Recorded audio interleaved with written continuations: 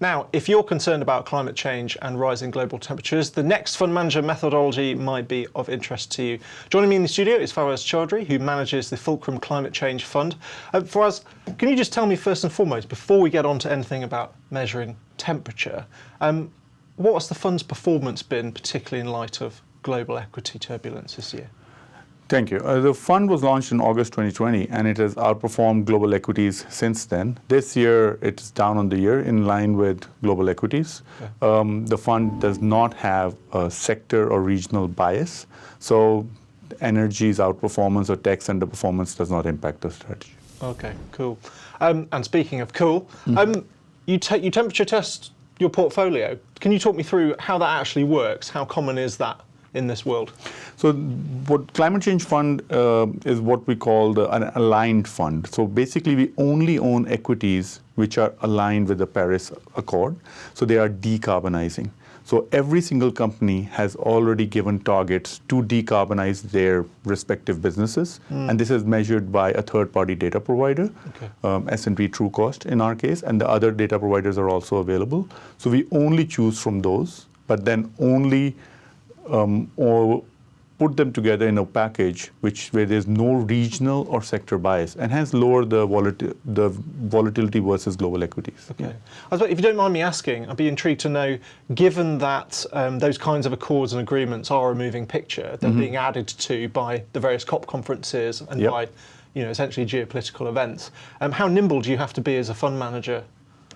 So because we rely on a third-party data provider who have our army of analysts measuring both the historic carbon emissions and future carbon emissions, so yes, the universe of available equities is growing because more and more companies are giving targets which are aligning themselves. From within those universe, we can then pick the securities in the climate change fund.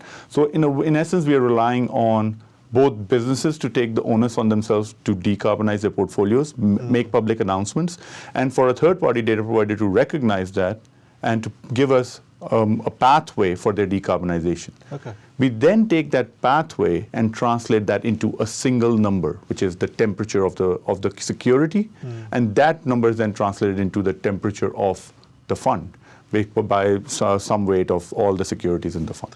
I'm intrigued. Do you ever see any setbacks in the data where there's specific companies that perhaps don't meet their own ambitions? Yes, so there is a forecast element to decarbonization. So there's a weight given to historic emissions, but a weight given to forecast emissions. Now, if companies do not stick to what they had projected a year down the road or 2 years down the road, effectively their temperature is penalized and goes up, and they might fall out of the purview of the fund. Yes, that's exactly right. Okay, and then just finally, I mean, what are your thoughts on 2023 as the fund manager here? So equities are obviously, global equities are underperforming for the year. They're down based on inflation data and higher interest rates. They're mostly derated, and earnings recession is now on the cards, especially in Europe. Multiples have come down a lot for global equities. Looking forward, we feel global equities are probably going to perform relatively well compared to, for example, bonds, which are less well suited in an inflationary environment. Within that, we feel energy value-related businesses will generally perform well. In our particular strategy, we feel there's a long-term element to gain from decarbonization. And as the true cost of carbon keeps coming through, our portfolio should outperform global equities. Okay, thank you very much.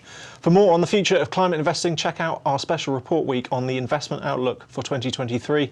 Until next time, my thanks to Fawaz. I've been Ollie Smith for Morningstar.